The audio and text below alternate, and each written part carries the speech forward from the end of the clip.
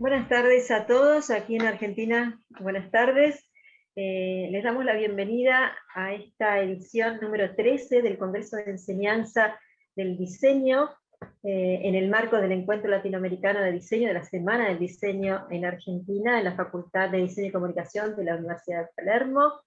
Como verán, ya vamos por la edición número 13 de este Congreso. Para quienes hemos participado desde la primera edición, es sumamente emocionante estar ya en esta instancia, habiendo pasado por las dos últimas años, las dos últimas ediciones totalmente virtuales a partir de la pandemia, ¿no? Ese cambio que tuvimos que hacer en el formato. Así que felices de tenerlos aquí y de poder compartir este espacio en esta comisión nomenclada A41, formas de producción, tecnologías y materiales, nuevas formas de producción, tecnologías y materiales. Vamos a ver quiénes vamos a estar compartiendo este espacio, ¿sí? Marco Aurelio Acevedo Fernández, primero los nombro a todos y así van conservando el orden en el que vamos a hablar, de la Universidad del Estado de Río de Janeiro, de Brasil, que va a hablar de la azulejería del colectivo Muda. Luego, Anthony Joan León Vega y Jofré Bernardo Lor Rosales, Ashley Marianela Melendres Arellano de la Universidad de Guayaquil, Ecuador, con el estudio del diseño de interfaz de usuario y su relación en la captación del mensaje en 7 juegos interactivos. Pertenece al Ministerio de Educación, caso Unidad Educativa Daule. Luego, nos acompaña también Lourdes Eugenia Pérez Estrada de la Universidad de San Carlos de Guatemala, Escuela de Diseño Gráfico, con la ponencia Diseño de cartel educativo para facilitar la comprensión de las emociones por medio de metáforas visuales. También nos acompaña Tamara Aldana Pirillo, con su ponencia Arte en Vestuario, de la Spiris Atelier Argentina. Nos acompaña Delma Esther Rocha Álvarez de la Universidad del Atlántico en Colombia, con su ponencia Laboratorio de Creatividad, y nos acompaña también Lina María Venegas Ochoa de la Institución Universitaria Pascual Bravo de Colombia, con su ponencia Los textiles inteligentes en la indumentaria de los auxiliares de vuelo. Bien, vamos a comenzar entonces. Marcos, ¿te parece? Sim, posso falar em português, pausadamente. Eso, pausadamente, por favor. Acredito que serei compreendido. Caso haja alguma dúvida, é só interromper, que a gente tenta esclarecer. Enfim, como foi dito, eu vou dissertar sobre o Coletivo Muda, um coletivo carioca brasileiro, coletivo do Rio de Janeiro, que é formado por 5 integrantes desde seu início. São 3 arquitetos e 2 designers que trabalham com composições modulares em painéis de azulejo, tanto no âmbito urbano quanto no âmbito privado, em trabalhos vinculados à arquitetura e arquitetura de interiores. Então, eles desenvolvem essa atividade desde 2010, aproximadamente. Eles eram escritórios separados de arquitetura e de design. E, a partir de um determinado trabalho encomendado, eles chegaram a essa solução gráfica que resultou em uma outra forma de agir. Esses 2 escritórios se uniram e formaram o Coletivo Muda.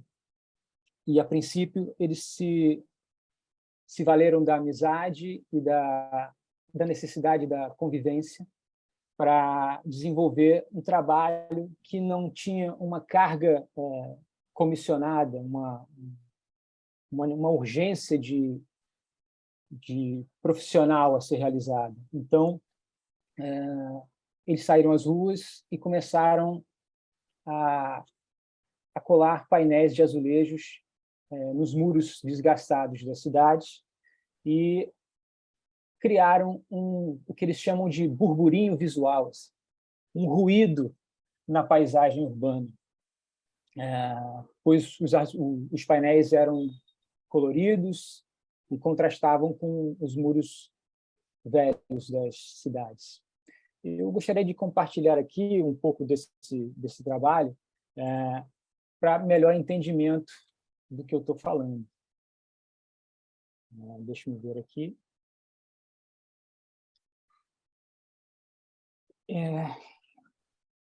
Esses são os integrantes do Coletivo Muda. A outra integrante é a Bruna, que provavelmente estava fazendo essa imagem. Isso já é um trabalho posterior da trajetória deles. Isso é uma empena de um edifício na cidade de São Paulo. Então, isso é uma outra maneira deles dialogarem com o espaço urbano, trazendo um elemento gráfico diferenciado para o ambiente urbano. Essa é uma maneira mais inicial dos trabalhos do coletivo. Eles eles ocupam espaços que aparecem livres na cidade e mesclam um pouco da técnica de grafite com a técnica da azulejaria. Os trabalhos iniciais eles eram realizados com tinta spray sobre azulejo, ou seja, graças à pré-experiência de 2 dos integrantes com o grafite urbano, eles chegaram nessa técnica para que o trabalho fosse mais viável do ponto de vista econômico, posto que não era nenhuma encomenda e não havia nenhum patrocínio além dos próprios recursos dos integrantes. O Canclini, o antropólogo Néstor Canclini, na obra Culturas Híbridas, entende o grafite como uma disputa de território urbano. E o Coletivo Muda não está imune a esse tipo de disputa. Isso aconteceu aqui na cidade do Rio de Janeiro. Os trabalhos são colocados no meio urbano de modo a serem encarados da cidade de várias formas, e essa foi uma das formas que eles tiveram o trabalho confrontados. Uma outra forma de atuação deles, eu acho que um exemplo, já que o nosso tempo aqui é curto, eu queria trazer, é essa intervenção que eles fizeram numa área degradada do bairro de São Conrado, na parte sul do Rio de Janeiro. Esse espaço à esquerda da tela era um lixão que foi reformulado por uma moradora da proximidade do local. Ela limpou o terreno, organizou a mureta, e um dos integrantes passou por esse espaço e resolveu fazer o painel que está demonstrado na parte direita da tela. O painel seguia a mesma técnica que eles costumavam usar, ou seja, spray sobre azulejo, o que provoca um desgaste com o tempo, porque a técnica tradicional da azulejaria ela é longeva, né? Diferentemente do spray utilizado no grafite, ele tem um determinado tempo de permanência. E a moça que adotou o espaço, para revitalizá-lo, ela entrou em contato com o coletivo e propôs uma obra permanente, porque ela queria transformar aquilo num espaço turístico, um mirante a ser visitado, com direito a empréstimo de livros, uma biblioteca no local, enfim, uma pequeníssima biblioteca no local, bancos, mobiliário. Então, esse projeto foi encomendado aos integrantes do Coletivo Muda, que desenvolveram este outro painel no mesmo local, e este local passou a ser visitado pelos turistas e pelos moradores da cidade para se realizar selfies, né? E, enfim, divulgação do espaço urbano. A moça que adotou o local, ela é uma agente de turismo, então havia interesse da parte dela para divulgar esse espaço degradado, revitalizar esse espaço. E esse espaço se tornou tão bem quisto, tão bem conservado, e está localizado numa área tão naturalmente interessante, que ele chegou a ser usado como cenário para um anúncio no portal OLX. Então, a gente encontra esse tipo de interação no espaço urbano depois que determinadas ações acontecem, né? Esse trabalho de mestrado ele contou com um suporte teórico de um antropólogo francês chamado Bruno Latour, e ele propõe a teoria ator-rede, né? E ele propõe que a menor das ações ela antecede uma inúmera quantidade de outras ações para se chegar nesse resultado. Então, eu acredito que quando a moça que limpou o terreno pensou em revitalizar aquele local, acho que ela não imaginou que ele abrigaria um objeto de arte urbana e transformaria aquele local não apenas num espaço de ponto turístico, como até um espaço um cenário para vendas e selfies e outras coisas. Então, era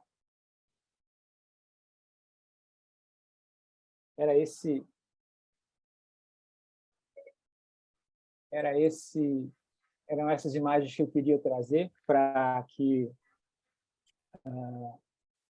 o entendimento do trabalho do Coletivo Muda ficasse mais claro para os participantes aqui da mesa. Esse trabalho que uniu design, arquitetura, e nesse casamento acabou gerando um elemento artístico, um terceiro elemento que veio a somar e acabou arrebatando o antigo escritório de design e o escritório de arquitetura, se transformou em um outro elemento criativo, e não apenas criativo, mas devidamente coletivo, porque, apesar de serem 5 integrantes, eles nunca assinam de outra forma, senão Coletivo Muda. Então, acho que dos resultados da pesquisa foi que, além de sermos criativos, acho que o caminho mais interessante seria um caminho coletivo para as atividades. Muito obrigado. Muchas gracias, Marco. Sumamente interesante esta investigación, esta pesquisa que da como resultado esta propuesta, esta intervención en la ciudad que se convierte en parte del escenario urbano, ¿no? Y que la misma gente se apropia y se atreve a hacer un aviso publicitario utilizando esas imágenes, ¿no? Esta apropiación, estas intervenciones, casi colaboraciones, ¿no? Así que felicitaciones por el trabajo, muy interesante escucharte, y les recuerdo que las preguntas y los intercambios los haremos al final cuando hayamos terminado de exponer todos. Muchísimas gracias por tu participación. Muito obrigado. Bien, habiendo escuchado a Marco, vamos a escuchar ahora Anthony Joan León Vega. ¿Estás, Anthony? Sí, ¿qué tal? ¿Qué tal? Sí, soy yo, Frey. En este caso no sé si podremos pasar unas dos y luego nosotros. Es que hubo un pequeño problema de conexión con Ashley. Okay. Ahí Sí, ya con se Anthony. encuentra Ashley. No Ashley, sé sí. si- Anthony solo que todavía está intentando listo. conectarse. Entonces, no sé si nos puede dar unas dos hasta que se reintegra Anthony y poder estar los tres. Vale, vamos entonces. Gracias. Lourdes. Hola, buenas tardes. Hola. Ya estoy por acá, me anticipan un turno, pero por aquí ya estamos preparados. Mucho gusto, saludos a todos. Mi nombre es Lourdes Pérez, soy diseñadora gráfica y docente de la Escuela de Diseño Gráfico de la Universidad de San Carlos de Guatemala, única universidad pública nacional y la más grande del país. ¿Por qué explorar las emociones en el aula de diseño y concretamente por qué por medio de metáforas visuales? Les cuento un poquito.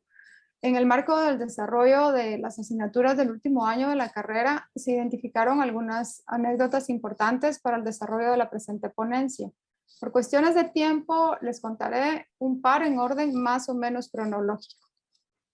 En el año 2017, un estudiante reportó un colapso de salud. El diagnóstico fue parálisis facial parcial o un término parecido. Según el médico tratante, esta crisis fue resultado de un pico de estrés. Afortunadamente, y gracias a un estricto reposo y medicamento, el estudiante se recuperó. Hasta el día de hoy cuenta la experiencia a manera de anécdota o más bien de lección aprendida para no rebasar sus propios límites.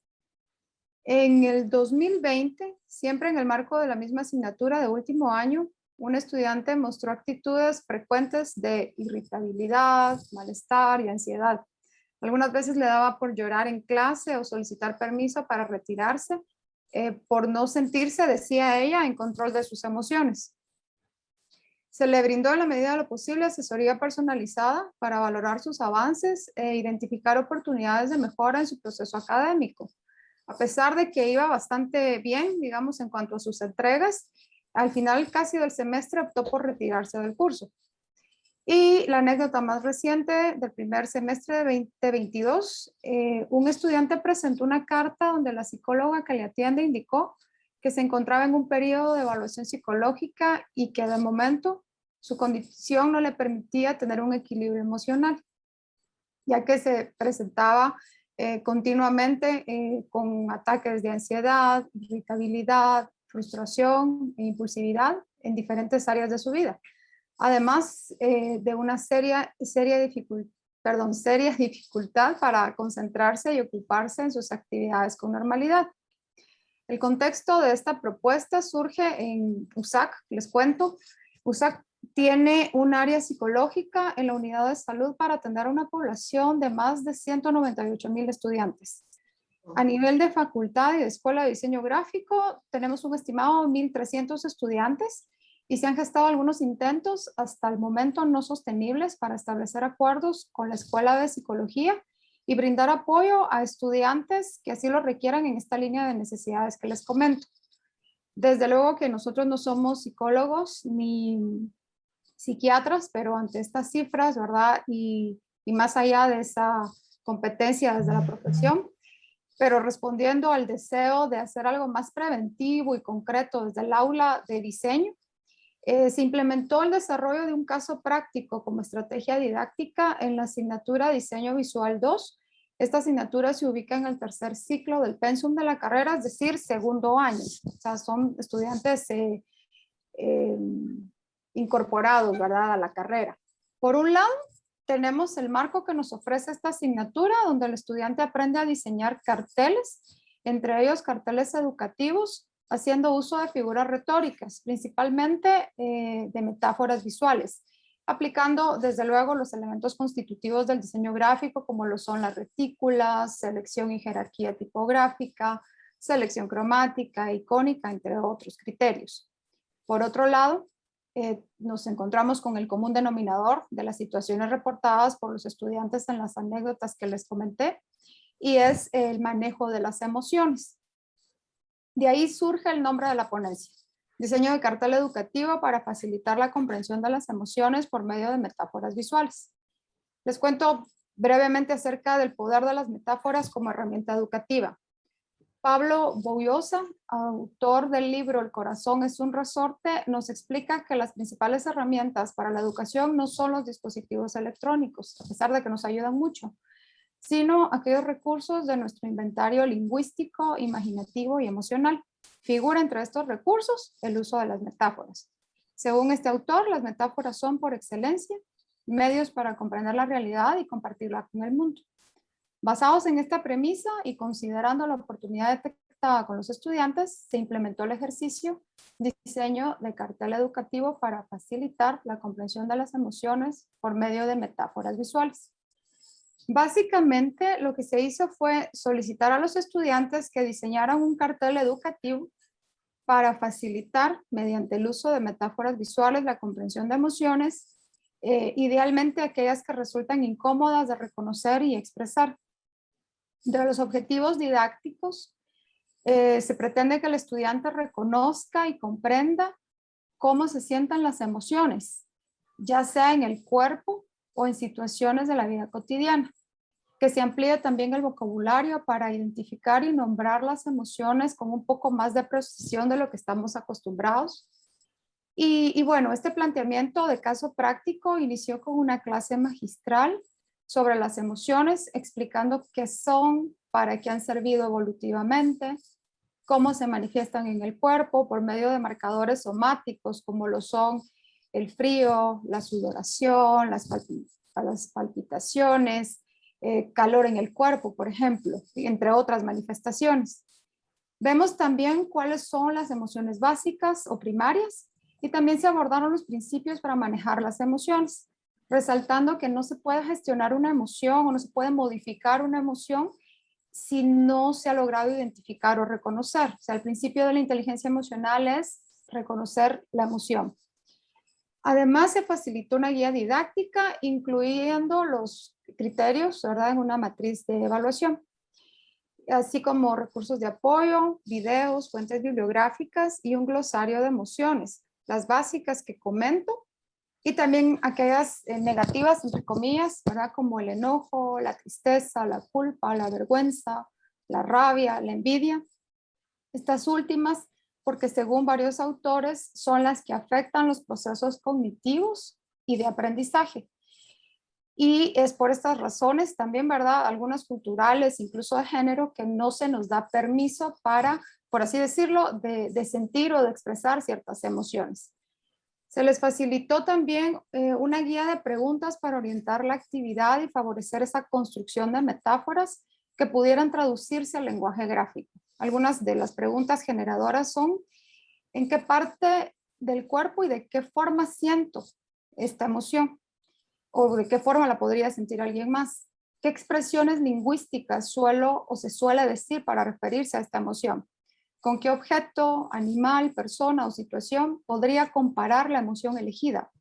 Entre las propuestas más destacadas se encuentran las siguientes: texto de encabezado, la frase "me explota la cabeza", haciendo referencia a la rabia, y la gráfica de un humano con cabeza de bomba a punto de estallar. Otra propuesta, texto de encabezado, quedé helado, haciendo referencia a la emoción del miedo, y la gráfica un humano con cuerpo en forma de cono de helado. Otro cartel cuyo texto de encabezado era con un nudo en la garganta, haciendo referencia a la tristeza, y la gráfica un humano con una garganta en forma de nudo. Otra propuesta, texto de encabezado, tengo muchos clavos, no sé cómo se dirá en Argentina, pero acá en Guatemala esta expresión coloquial del guatemalteco hace referencia al agobio que sentimos cuando tenemos muchos problemas, ¿verdad? Y nos sentimos agobiados por la tristeza. Tengo muchos clavos. En la evaluación de la asignatura, los estudiantes reportaron que este ejercicio no solamente les gustó mucho, sino que les ayudó a saber qué son las emociones y para qué sirven, además de explorar aspectos de sus emociones que no habían considerado, como lo son las sensaciones corporales, reconocer las emociones incómodas y nombrarlas con un poco más de precisión, conectar con ellos mismos a través de ese ejercicio de introspección y con la manera en que sus interlocutores, aquí hablamos de familia, amigos y miembros de sus sistemas, experimentan también las emociones. Los resultados de este ejercicio fueron satisfactorios tanto a nivel técnico como de exploración y de comprensión de emociones, por lo que se invita a los docentes de otras asignaturas de la Escuela de Diseño Gráfico a implementar proyectos y tareas similares que contribuyan al autoconocimiento y en consecuencia al bienestar de nuestros estudiantes. Les comparto brevemente un par de diapositivas, pero no encuentro el botón. Aquí está, ya lo vi.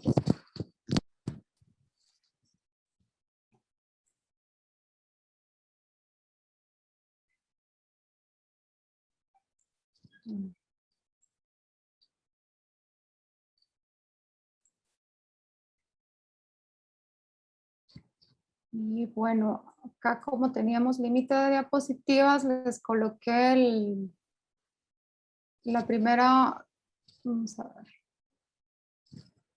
en lo que se acomoda la diapositiva.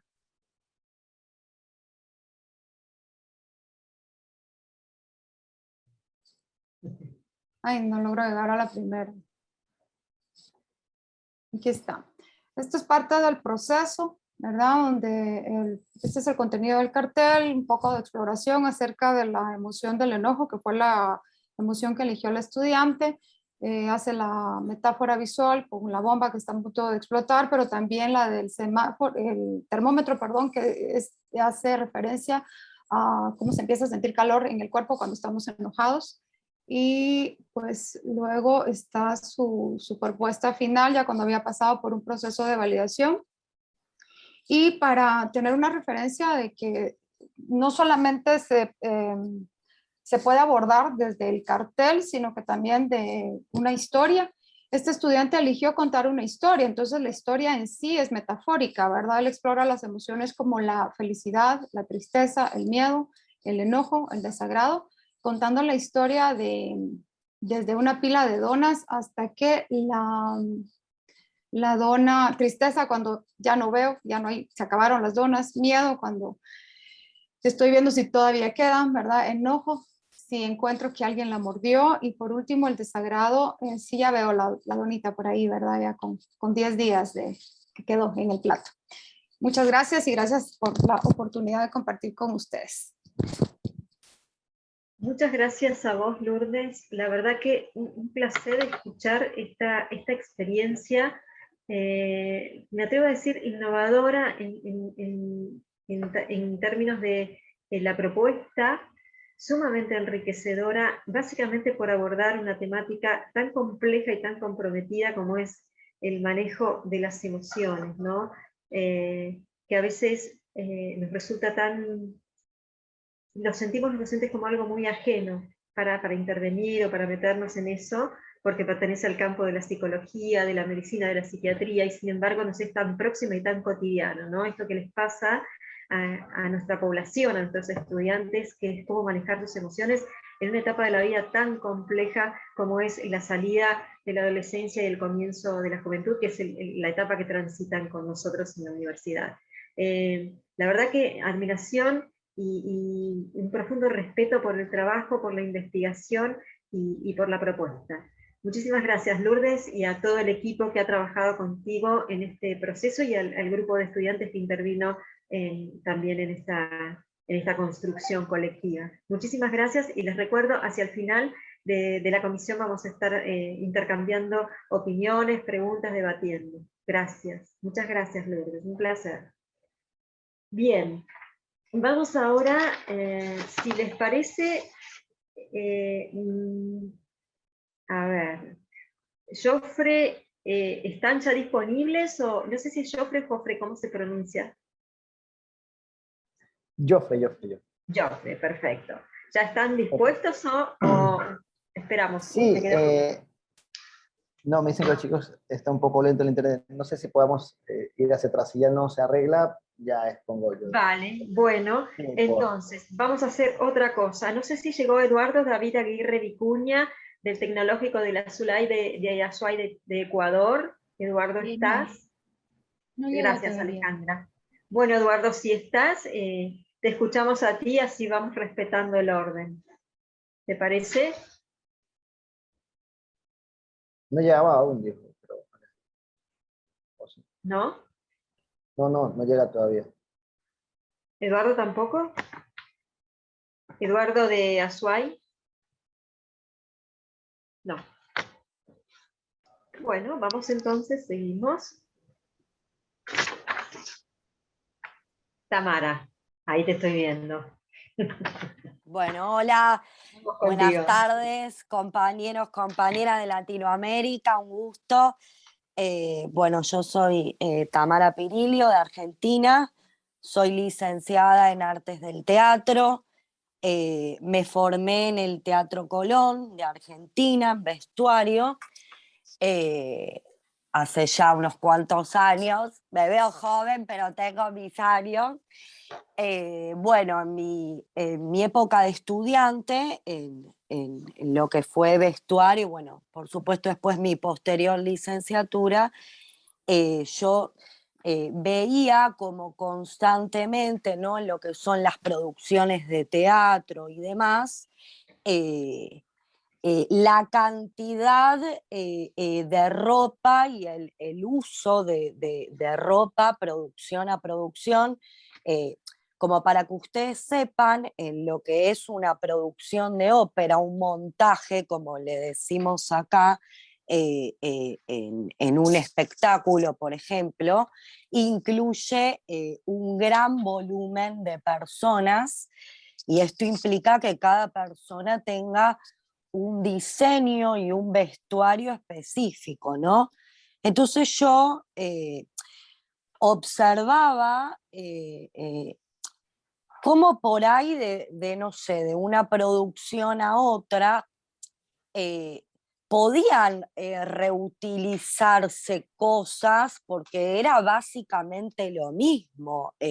Por ahí un detalle más, un detalle menos en lo que era la ropa, ¿no?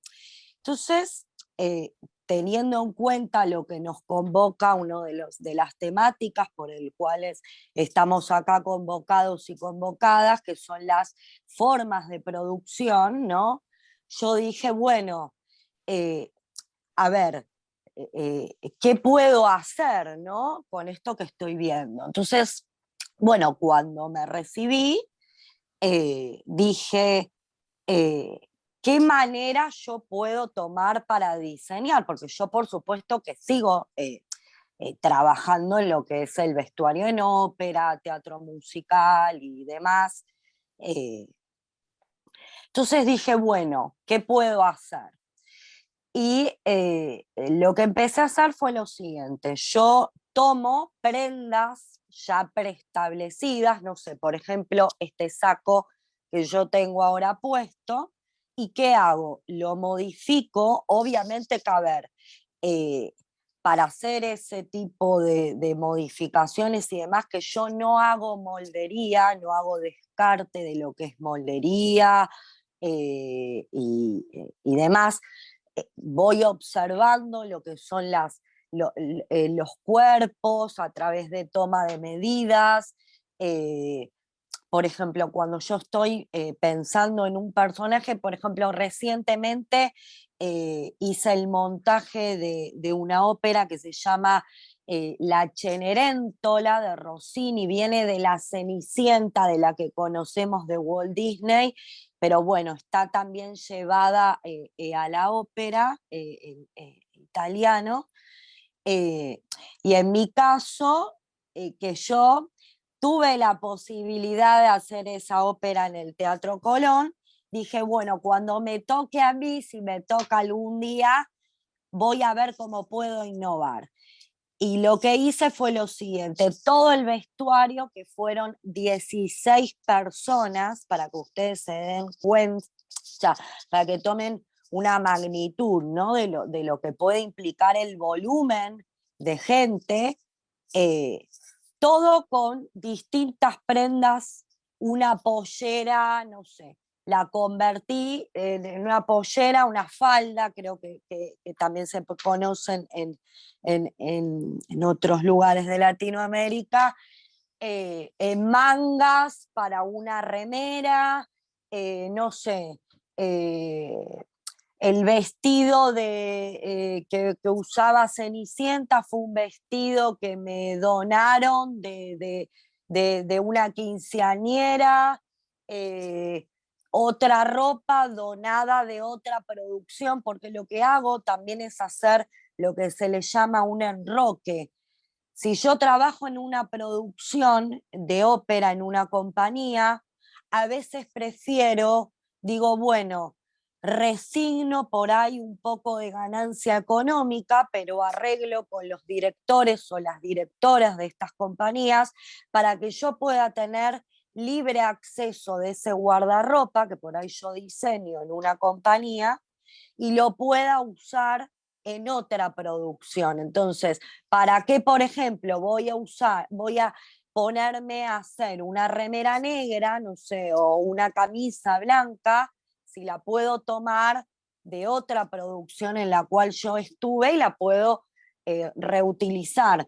Esto es algo que se ve mucho en lo que es moda, en lo que se le llamaría upcycling, estas nuevas formas que han venido bueno, un consumo más sustentable, el ir haciendo menos uso de tanta cantidad de ropa. Esto en teatro, en lo que es teatro y espectáculos no es habitual, no es conocido. Yo cuando me presento a una compañía o trabajo, he tenido posibilidades también de formarme, bueno, obviamente que para hacer esta técnica realmente tenés que tener mucha formación, porque tenés que conocer muchas cosas, desde manualidades, técnicas textiles, de teñidos naturales, por ejemplo. No es que agarro la ropa y ya está. Por ejemplo, yo tuve la posibilidad de estar becada en el MoMA de Nueva York, donde aprendí distintas técnicas pictóricas, de artistas, pero bueno, en fin, no me quiero extender mucho, la verdad no tengo material para compartir porque creo que entendí mal, que me pareció que por el tiempo no se podía compartir, pero bueno, podemos estar en contacto, igual después con las preguntas, si me quieren me preguntan. Como decía, lo que es teatro y demás no es algo común. No, yo imagínense que cuando me presento ante una persona, imagínense una de las, no sé, una diva de la ópera, que vos le caés ya con la prenda establecida, pensada, y lo primero que me dicen, ay, esto no me entra, esto. Y cuando se lo prueban, quedan impactadísimas porque no pueden creer que no está hecho con moldería o... porque bueno, como digo, o sea, tengo la suerte de formar alumnos y alumnas acá en Argentina, que la mayoría son de diseño de indumentaria. Entonces para mí es una gran alegría que, bueno, que no solo también piensen en indumentaria como en diseño sustentable, sino también por ahí en futuras producciones, ¿no? Nuevas, reitero, nuevas formas de producción, ¿no? Y bueno, nada, no sé si estoy bien de tiempo o no lo estoy controlando, pero eh, básicamente mi técnica es esa: hacer vestuario con prendas ya establecidas, con distintas técnicas artísticas, pictóricas, de reciclado. Las vamos transformando, por supuesto que tienen terminaciones acordes y demás a lo que es por ahí un espectáculo. Acá lo que sucede, en el caso nuestro de Argentina, el diseño va después a lo que es la modista o la realizadora, y yo no solo pienso el diseño, sino que también lo pienso con las prendas, pienso en la persona que lo va a usar, porque como yo digo, ¿no? Nosotros no estamos diseñando pensando para un maniquí, eso después lo va a usar una persona que se tiene que mover, que tiene que ejecutar acciones. Entonces, eh, eso es un poco. Así que bueno, ahí está, ahí estoy, creo que ya estoy finalizando. Listo. Bueno, gracias. Después si hay algo que preguntarme me dirán. Así que bueno, Gracias a todos y a todas. Gracias a vos, Tamara, muchas gracias por tu participación, por tu intervención y por abrirnos una pequeña puerta al universo del espectáculo a través de tu experiencia en el Teatro Colón. Muchísimas gracias y vamos a escuchar ahora, ahora sí, estamos, Jofre, ¿sí? Sí, ya estamos Bien. completos. Genial, buenísimo, vamos. Ya, ¿qué tal? Un segundo. Preséntense ustedes, recuerden de qué institución son, etcétera, ¿sí?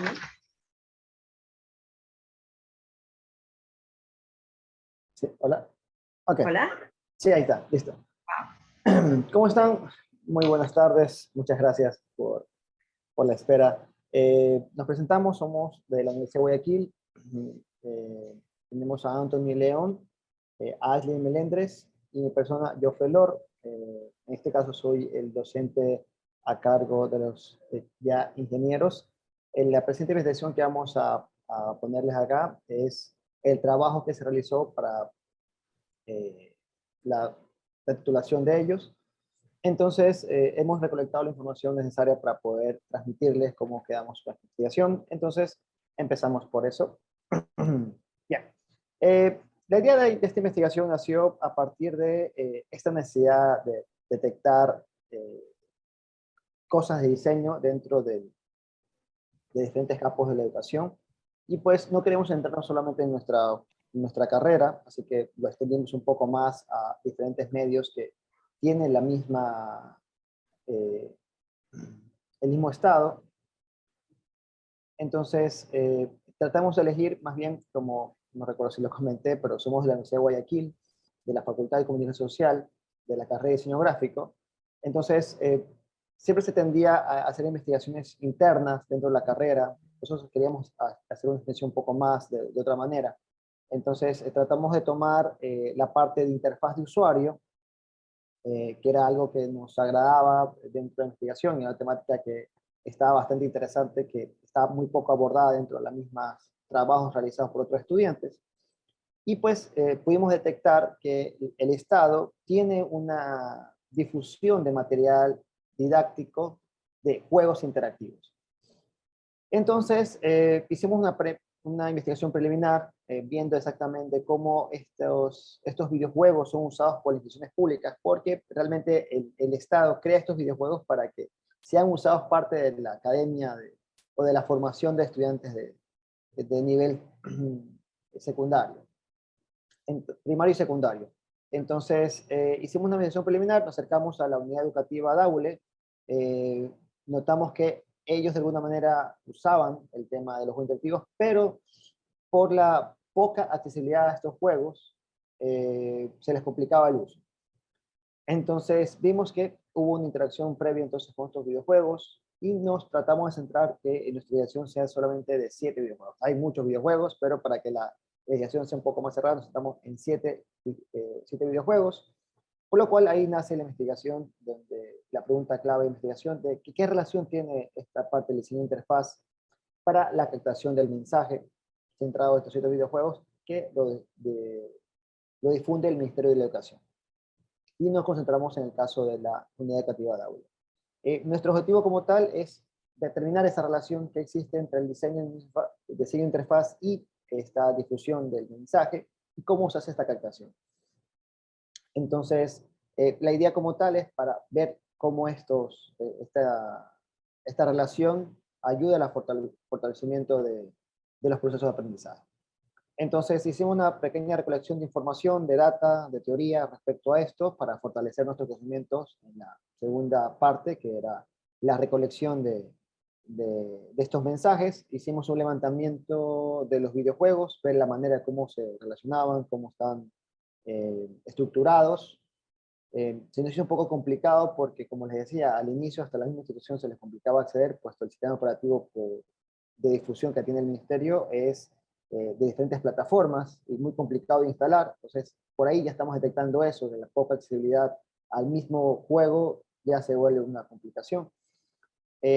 Bueno, luego de esto categorizamos los videojuegos, de alguna manera cómo se interactúan en ellos, y para posteriormente hicimos una propuesta de rediseño de esta interfaz, de alguna manera para se puede ver cómo se mejoraba este videojuego, ¿sí?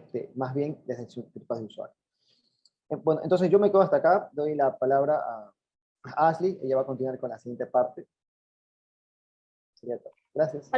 Hola, muy buenas tardes con todos. Pues seguiré con la explicación, la parte metodológica de esta investigación, pues no. El estudio de esta investigación fue de tipo descriptivo porque nos permitió explorar las variables y desglosarlas en dimensiones e indicadores. Además, tomó un diseño de investigación no experimental transaccional, la cual se desarrolló en un periodo de tiempo de durante 3 meses y las variables no se modificaban. Asimismo, nuestro estudio de enfoque filosófico se denominó fue el pragmatismo por Charlie Sanders Peirce, la cual él denominó que lo verdad se basa en un desempeño real. Nuestra población fue de 176 estudiantes del 8º año de educación básica de la Escuela Unidad Educativa Daule, la cual se tomó para... Bueno, esta cifra fue obtenida por la rectora del plantel de los alumnos que estaban matriculados en el periodo académico 2021-2022, pues, ¿no? Y nuestra muestra fue de 100 estudiantes, en la cuales estaban divididos en dos jornadas, lo que son paralelos matutinos y vespertinos del 8º año de educación básica. Además de eso, se realizó también lo que es un cuadro comparativo, en la cual se tomó del videojuego que más captó la atención hasta que el que no tuvo mayor acogida por parte del público muestral. En nuestra investigación se lleva a cabo a través de un enfoque cualitativo basado en uso de herramientas cuantitativas. Eso quiere decir que se tomó un total de 13 técnicas de investigación para la recolección de esta investigación, y en las cuales estaban divididas para 6 técnicas cuantitativas y 7 técnicas cualitativas. En base al resultado de nuestra investigación, los resultados del análisis que se realizó, tenemos la primera pregunta, que es, bueno, del videojuego Caminando Ando con nuestra variable diseño e interfaz de usuario. Y la primera pregunta que se realizó fue, ¿le parece agradable la interfaz de usuario del videojuego interactivo del Ministerio de Educación? Y tenemos que con un 72% de los abordados indicaron, bueno, en caso de los alumnos, nos indicaron que les parece agradable lo que es este videojuego interactivo porque les proporciona imágenes adecuadas y una información que les permite captar a ellos y así fortalecer sus conocimientos. Tenemos como nuestra segunda pregunta realizada fue del videojuego interactivo Club Pepita, nuestra variable fue captación de mensajes. Y la pregunta fue, ¿las imágenes que aparecen en el videojuego interactivo presentan una imagen? Y se obtuvo que con un 54% de los abordados, ellos notificaron que les parece un poco adecuado el diseño, ya que sí iba acorde a lo que es el videojuego interactivo, pues no.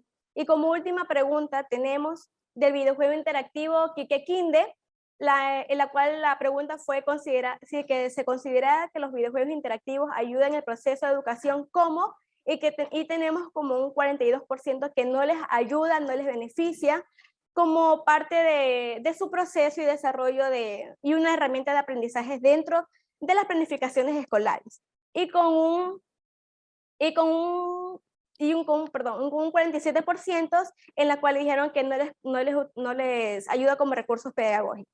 A continuación, mi compañero les va a decir lo que es la propuesta. Buenas tardes con todos. Bueno, yo voy a continuar con la propuesta. Primero tenemos la propuesta en sí. El nombre es Rediseño de la interfaz de usuario del videojuego interactivo Caminando Ando. De acuerdo a eso, se obtuvo también el objetivo general de la propuesta, que fue rediseñar el videojuego que más acogida tuvo en el aporte académico de la Unidad Educativa Daule. Por ende, se realizaron bocetos acordes a las respuestas obtenidas de las encuestas, en las cuales los chicos, en este caso los estudiantes, nos informaron que podríamos cambiar algunos elementos como colores, personajes, incluso un poco de historia en los bocetos.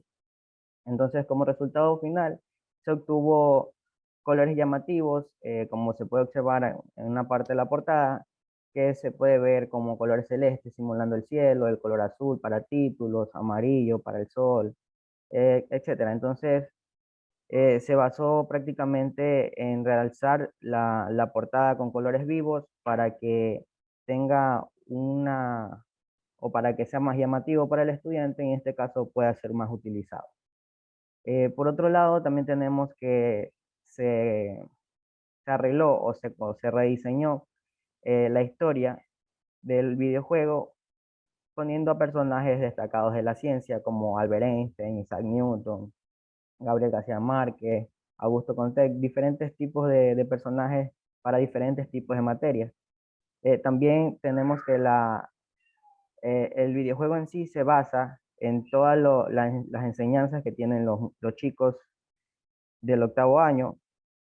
Por ejemplo, el Ministerio de Educación se encarga de realizar o se encarga de entregar libros personalizados para cada curso. Entonces, la información que concluye, que entienden todo el juego, son básicamente todos los libros que les brindan el Ministerio de Educación, solamente que en este caso más atractivo, más interactivo, e incluso pudiendo generar una satisfacción al final de haber terminado todos los niveles, y entonces tienen una satisfacción al saber que van a obtener un certificado o un diploma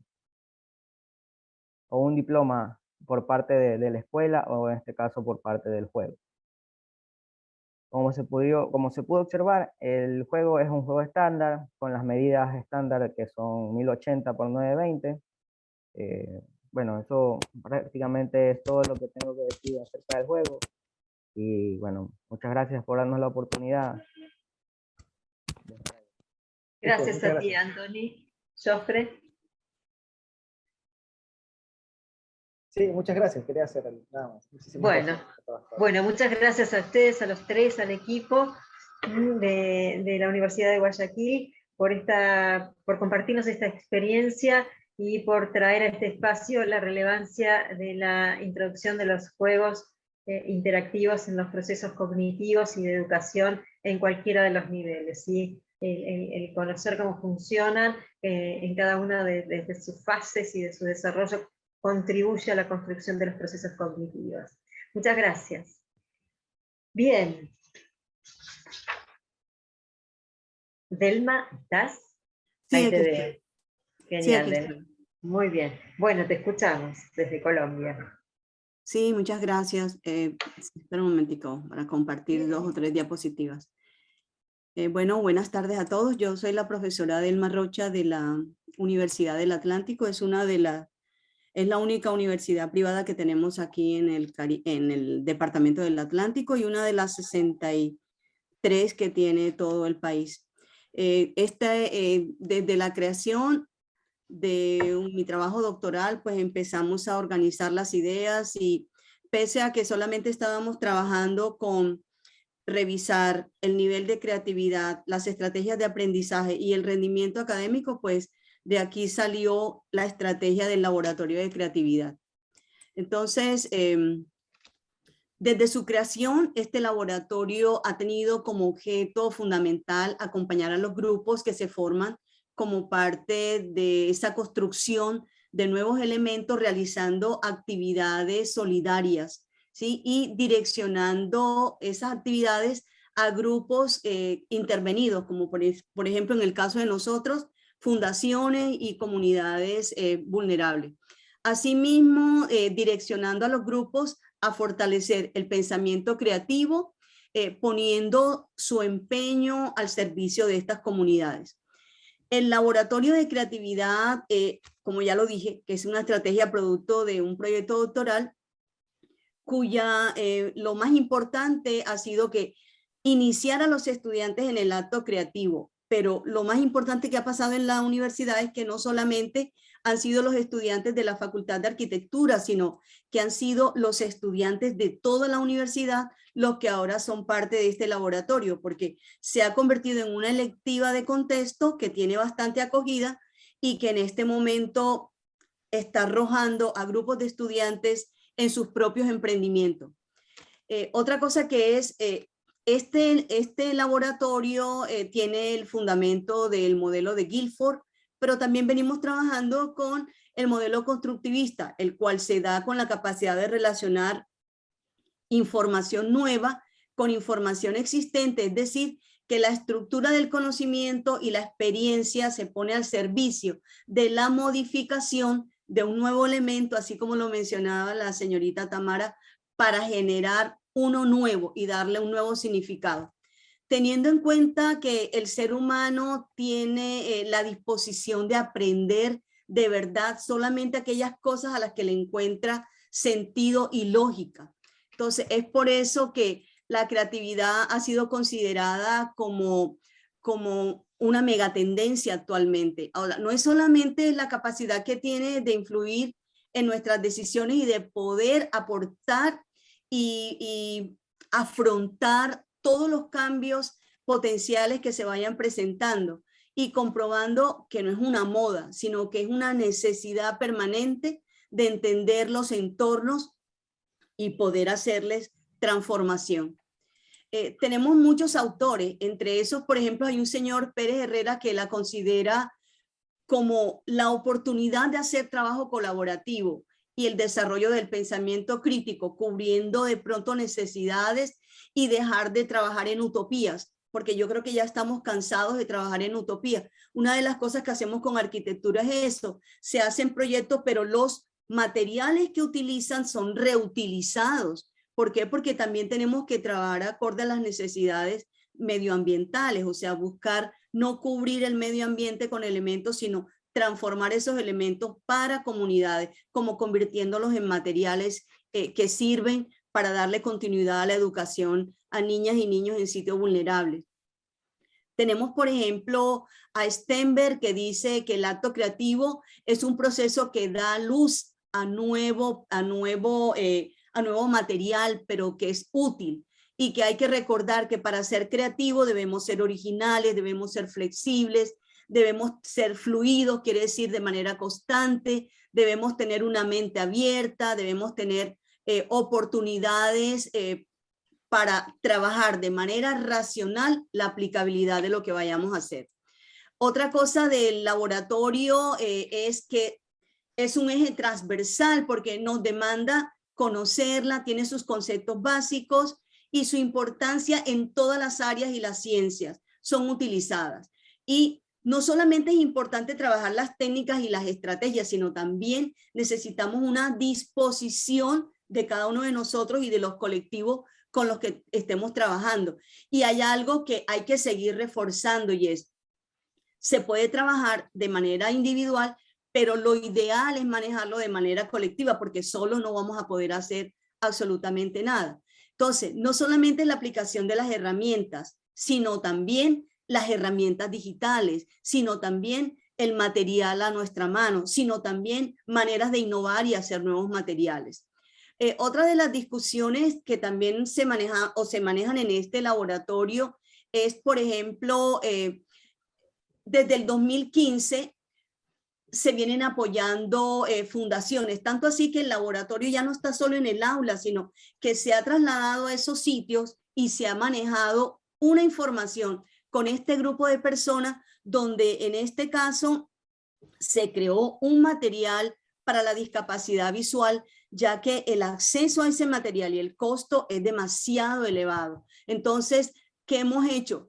Involucrar a los estudiantes de manera emocional, de manera intencional y con el conocimiento y el apoyo, generar también la vocación del servicio a esas comunidades, proyectando sus productos a un colectivo al que le va a sacar provecho. No, está bien, hacen las maquetas, pero bueno, ¿qué hacemos después con todo ese material? Lo colectamos, lo transformamos y lo direccionamos para que cumpla una misión, que ese es prácticamente el sentido de este laboratorio. Entonces, bueno, muchas gracias, espero no haberme pasado del tiempo y bueno, muchas gracias por la atención y dejo de compartir. Muchísimas gracias a vos, Delma. Muy interesante la propuesta. Si me permiten una pequeña intervención, también en la Universidad de Palermo, en la Facultad de Diseño, tenemos nuestro laboratorio de creatividad, nuestras cápsulas de creatividad. Es una problemática que nos atraviesa continuamente, porque el ser considerado una usina de creatividad por parte del contexto nos obliga a estar siempre a la vanguardia de las técnicas de creatividad, ¿sí? Hemos desarrollado varias investigaciones. Me ha tocado trabajar en una en particular que es sobre la evaluación de la creatividad, particularmente en diseño industrial, ¿no? La creatividad es algo de lo que se habla mucho, pero en algún momento hay que pensar si se evalúa o no se evalúa, si se evalúa, cómo se evalúa. La propuesta surge a partir de quienes participamos como adjuntos o titulares en exámenes, en mesas de exámenes, y el conjunto de los docentes, uno dice, este proyecto es muy bueno porque es muy creativo, y el que está al lado dice, a mí no me parece creativo. Entonces, digamos, ¿cuál es la vara con la que se mide y se evalúa la creatividad? Fue la problemática que abordamos en esa investigación que se llama así, está publicada, que es Evaluación de la Creatividad en Diseño Industrial. Nos preocupa y nos ocupa mucho esta propuesta en miras de este universo, este mundo que enfrentamos, que está asignado por la flexibilidad y la adaptación al cambio, ¿no? Y ser creativo es poder adaptarse al cambio a partir de, como nombraba Delmar recién, la fluidez, la flexibilidad, la adaptación, la elaboración de nuevos posibles o de nuevas respuestas a partir de recursos escasos. Uno es más creativo cuanto más escasos son los recursos que tiene para generar nuevas soluciones a partir de esos recursos escasos y nuevas propuestas. Así que gracias por habernos traído el tema de la creatividad también a este encuentro, a este momento. Delma, muchísimas gracias. Y ahora sí vamos a invitar a Lina, ¿estás? Lina María Venegas Ochoa, de la Universidad Pascual Bravo de Colombia. Sí, buenas tardes, ¿cómo estás? Muy bien, ¿y vos? Bien, señora, voy a compartirles. Claro.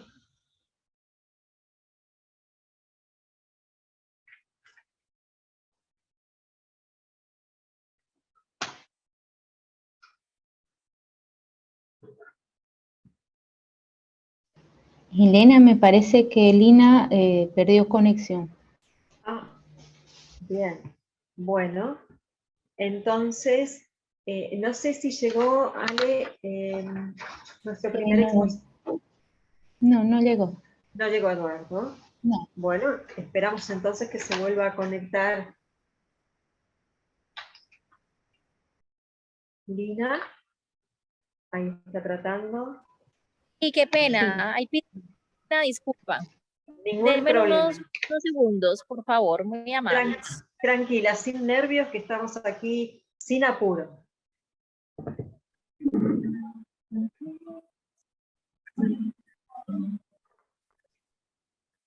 Vayan pensando el resto, las preguntas que quieren hacer, aquellos temas que quieren volver a abordar, alguna consulta que quedó pendiente,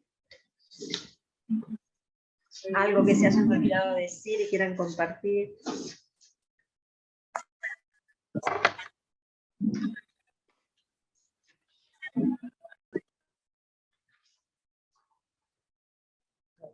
¿Podemos preguntar ahora? ¿O solo sería para...? Aguardamos un segundito a ver si se conecta Lina y... Ah, ya. Si quiere le doy el espacio al compañero.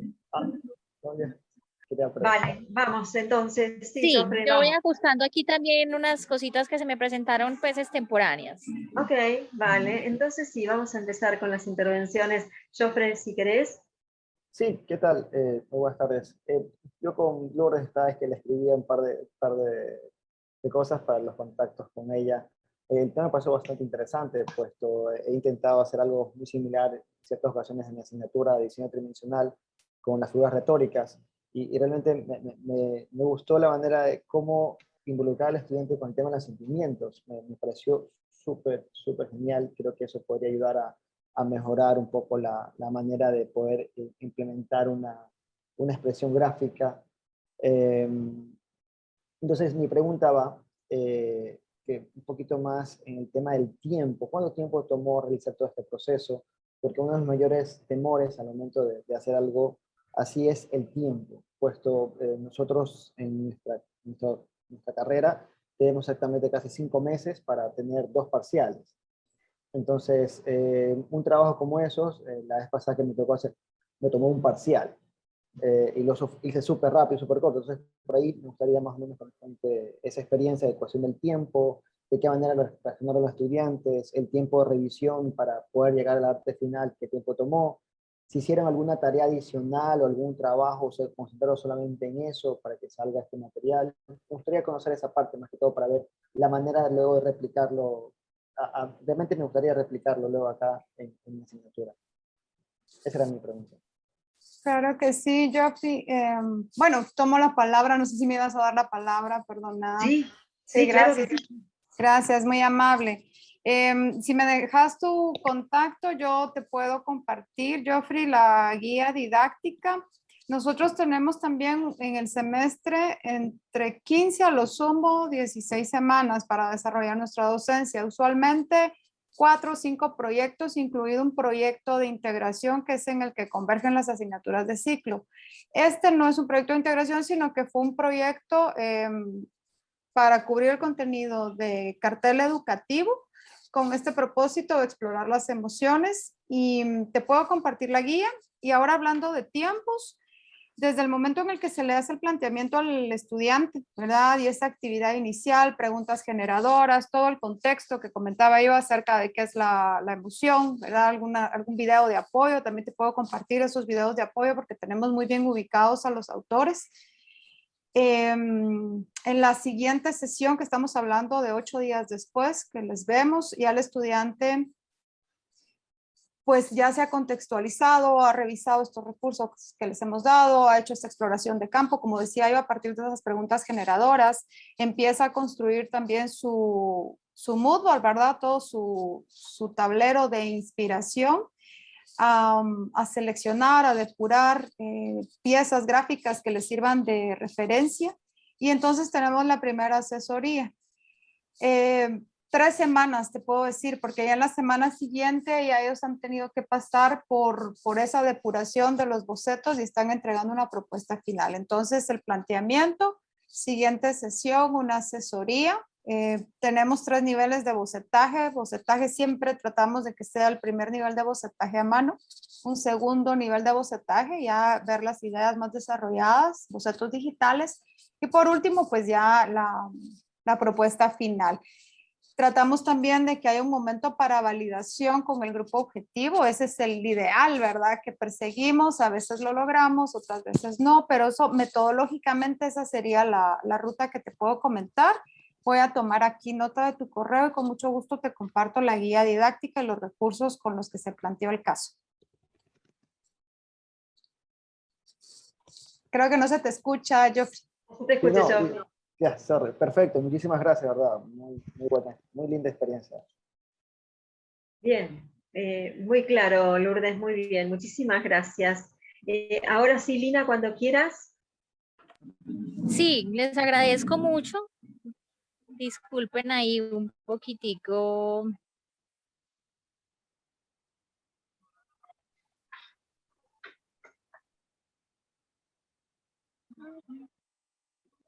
Mientras carga, ahí lo está cargando, sino que está como muy lento el internet, pues me presento. Voy a aprender así. Denme un segundo aquí. Bueno, me presento, mi nombre es Lina Vanegas. Pertenezco a la institución universitaria Pascual Bravo. En este momento estoy en el campus aquí afuera, para evitar un poquito como de ruido. La institución universitaria Pascual Bravo está ubicada acá en Medellín, donde tenemos unos programas que están enfocados al área de diseño. El día de hoy pues quiero compartirles un ejercicio que estamos desarrollando desde el Semillero Concepto. Es un semillero que pertenece al programa de diseño, donde estamos trabajando una propuesta que son los textiles inteligentes en la indumentaria de los auxiliares de vuelo.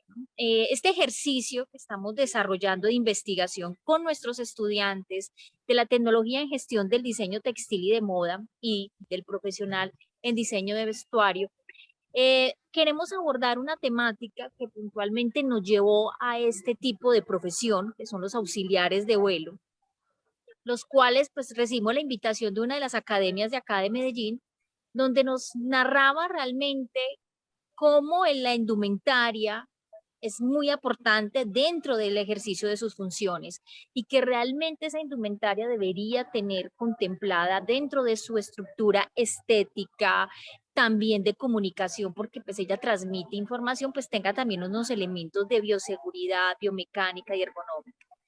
Que también se ha identificado en nuestro proceso de revisión de literatura, que realmente desde los antecedentes en los cuales surgió como tal esta profesión de los auxiliares de vuelo hasta la actualidad, las exploraciones de la indumentaria para este tipo de profesionales se ha centrado en aspectos muy estéticos, sin considerar eso del desempeño, que podrían mejorarle como tal todas esas actividades y el confort para este tipo de, digamos, de profesiones. Esto nos llevó entonces, en esas exploraciones que hemos hecho hasta el momento, lo hemos hecho acá en las academias de aviación que se encuentran en Medellín, y hemos recopilado la información de que se encuentra, de que se desconocen mucho esas funciones que desarrolla el auxiliar de vuelo cuando está en cabina, cuando está en el ejercicio del servicio, cuando ya pues el servicio también ha terminado de vuelo, pero que todo hace parte de esas funciones y de complemento. Hemos encontrado que en el desconocimiento de esas funciones, revisando las características actuales que tiene la indumentaria, presenta muchas falencias. Las falencias se siguen reflejando, es que el atuendo tiene unas estructuras que no le permiten del todo desarrollar esas funciones.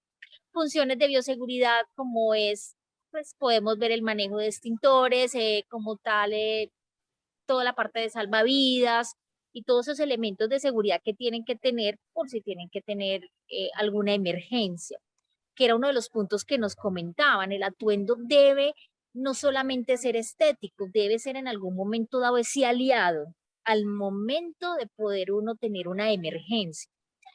También mirábamos que listo, tienen el servicio, tienen que atender, pasan más de 20 o 24 horas pues en el avión, en un vuelo extenso, donde pues los cambios de ropa pues no son los más adecuados, pues no se da para eso y necesitan realmente que se les acomode. Entonces, debido como a todas esas, digamos, funciones que hemos identificado, entonces nos llevó a mirar, listo, ¿qué se les está ofreciendo?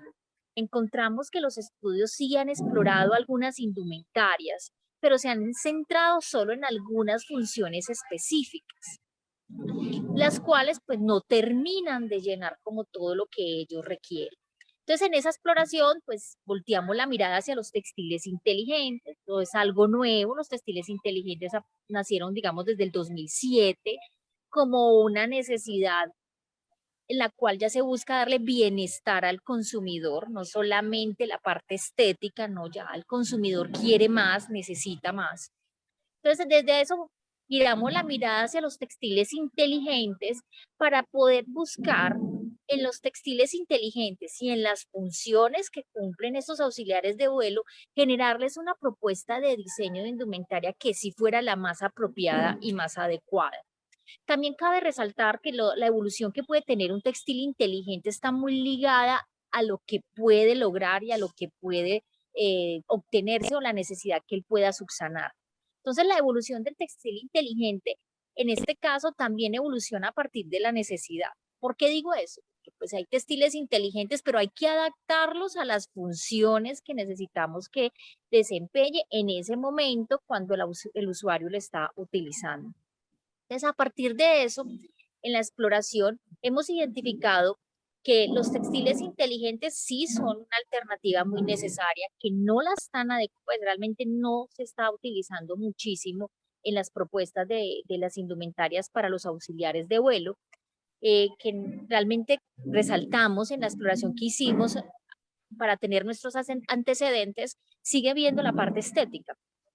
También algo que es importante, la parte estética es muy pues relevante y no vamos a decir que la vamos a dejar a un lado, pero la normativa que se debe tener, una normativa que nos dice por qué deben tener esto, el material que debe estar en contacto con tales materiales o tales insumos o líquidos debe ser tal, hemos notado que no la están apropiando también, ¿no? Entonces, la Academia de Aviaciones se acercó a nosotros porque nos manifestaba esa falencia. Entonces, desde ahí nosotros ya hemos empezado a hacer todo un proceso, ya hemos caracterizado las prendas que actualmente, a partir de la caracterización de las prendas que se utilizan, ya estamos haciendo el estudio biomecánico de cuál es la más adecuada, articulado con la seguridad, porque que algo nos resaltaron muchísimo, ellas deben tener un atuendo que sí sea muy funcional a la hora de situaciones donde tengan problemas o crisis de seguridad dentro del avión. Entonces, de ahí estamos enlazados acá con una empresa que ha desarrollado textiles inteligentes para poder, como tal, generar una propuesta de indumentaria donde se vea una evolución de un textil inteligente para poder llegar y complementar esas necesidades que hasta el momento se subsanan parcialmente en los atuendos de este tipo de profesiones. Estamos en la fase como tal ya de los diseños, ya hicimos, como se les mencionaba, ya hicimos primero todo una recopilación de literatura y antecedentes, encontrándonos con unas características bien interesantes de que se han enfocado a ciertas cosas, dejando otras todavía sin exploración, por eso se resalta más la necesidad de trabajar sobre este tema. Ya caracterizamos los atuendos a nivel nacional e internacional, porque pues, ¿qué nos ha mostrado a nivel internacional? Y ya en este momento estamos en la fase de proponer el diseño articulado con esa propuesta de base textil inteligente.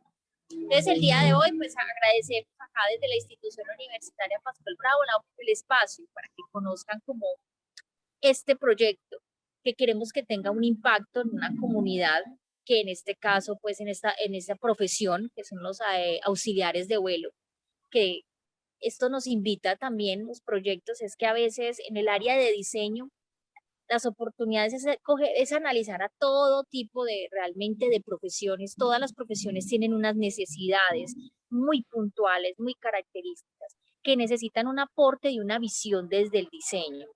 De ahí es la invitación también a que los textiles inteligentes van a ser realmente una alternativa bastante innovadora y que desde el diseño se puede seguir innovando esos textiles inteligentes.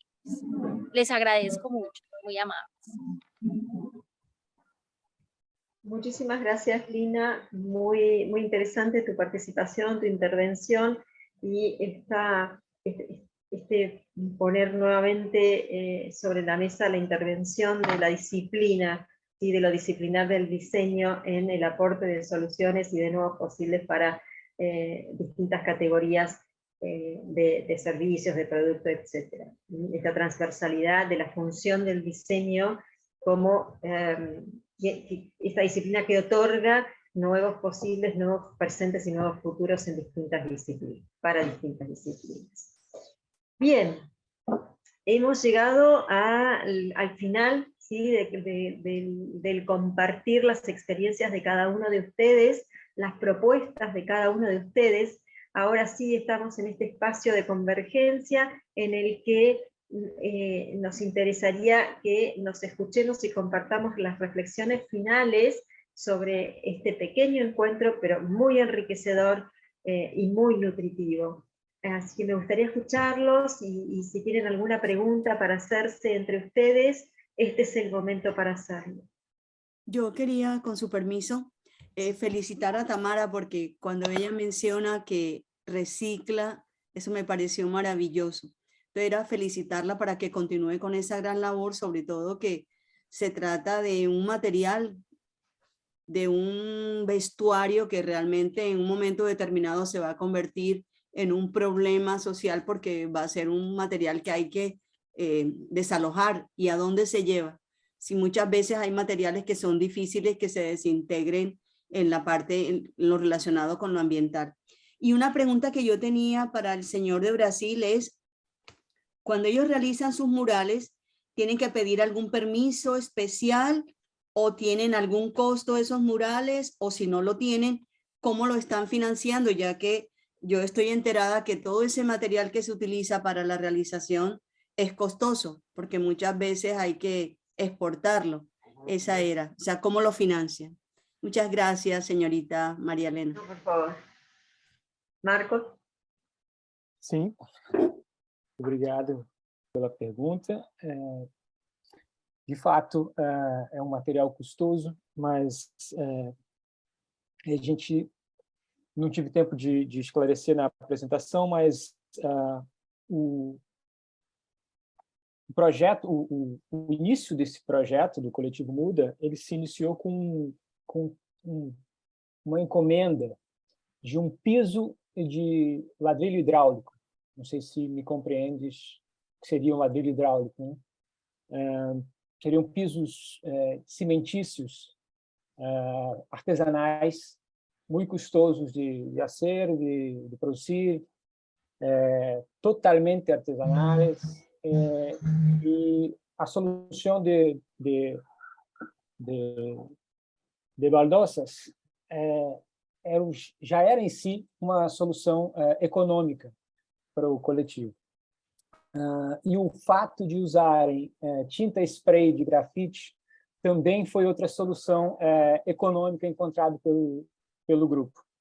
E como eles financiaram essa continuidade do projeto foi a sorte do trabalho deles serem reconhecido de forma muito cedo.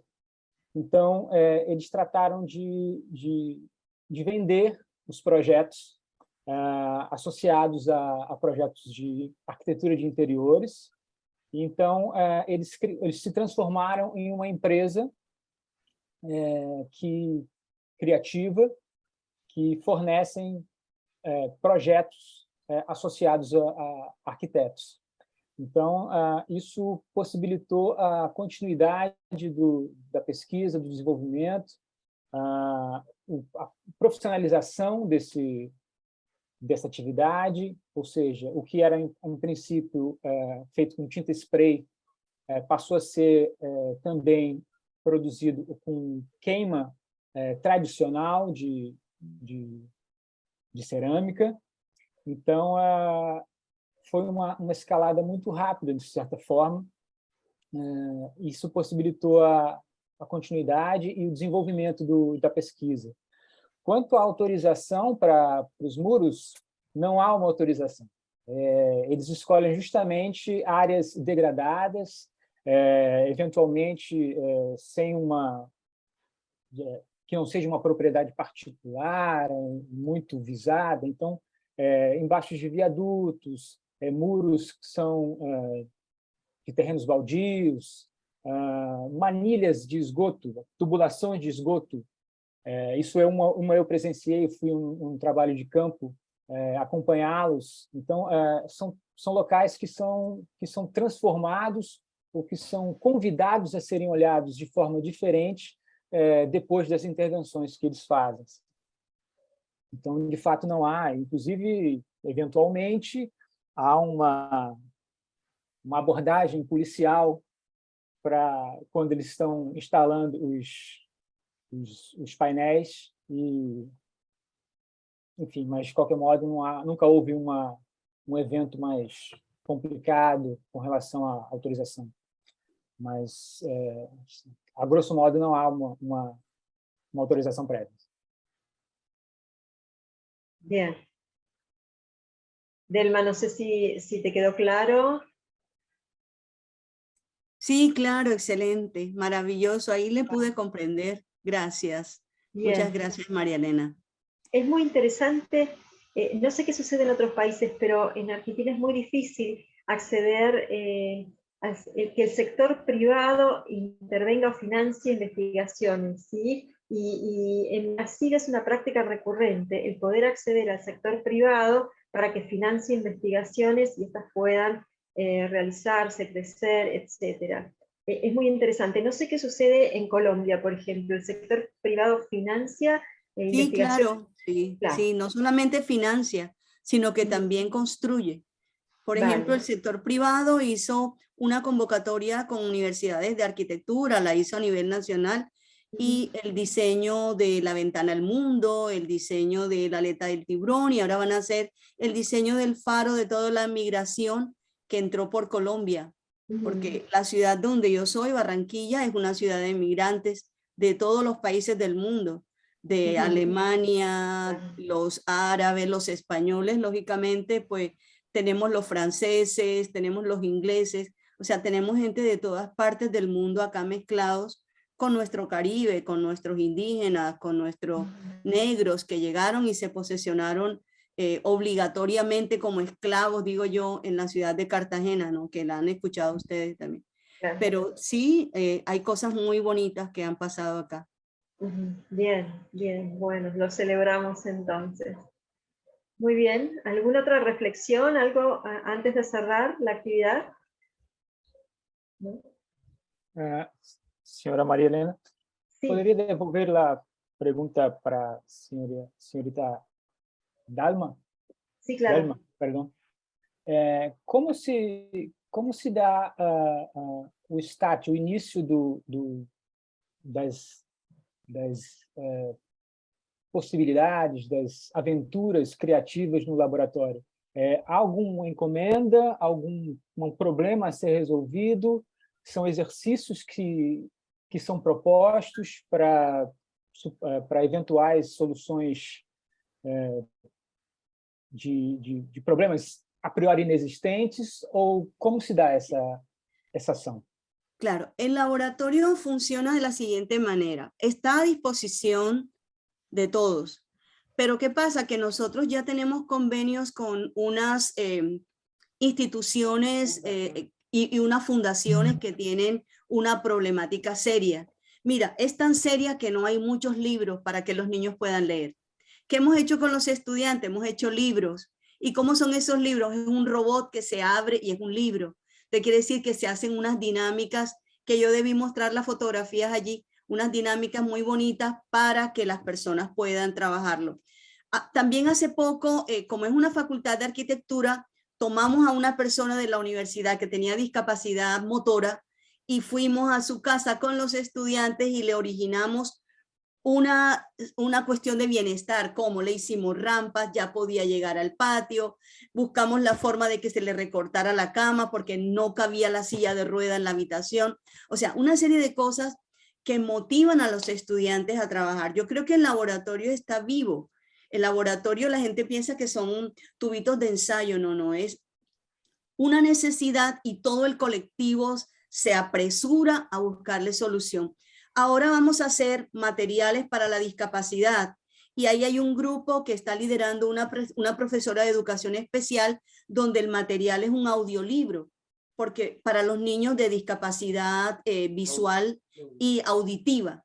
Entonces hay braille, hay audiolibros, hay una serie y ese audiolibro con el apoyo de muchachos de las ingenierías mecánicas y algunos que saben de electrónica han hecho de que funcione apenas lo abres, comienza a hablar, comienzan a suceder cosas allí. Entonces fíjate que hay innovación, pero también se suple una necesidad, ¿sí? Porque debemos trabajar en eso, suplir una necesidad, trabajar por el bien común, porque estamos enseñándole a nuestros estudiantes la ciencia, pero no le estamos enseñando a nuestros estudiantes lo humano, y es lo que no deben perder las facultades de arquitectura ni ninguna facultad en el planeta. Gracias, Marcos. Muchas gracias. Bien. Bueno, entonces me gustaría hacer un breve recorrido por cada uno de ustedes. Primero escuchamos a Marco hablando del diseño de arquitectura, de los elementos artísticos que atraviesan, ¿sí?, las construcciones y el urbanismo, con esta característica tan particular de la intervención vivida, ¿no? De la intervención situada en un lugar que genera experiencias y vivencias para esa urbanización y para quienes habitan, para ese hábitat cotidiano, ¿no? de la relevancia de insertar o situar diseño en el espacio, en el hábitat, y hacerlo viviente.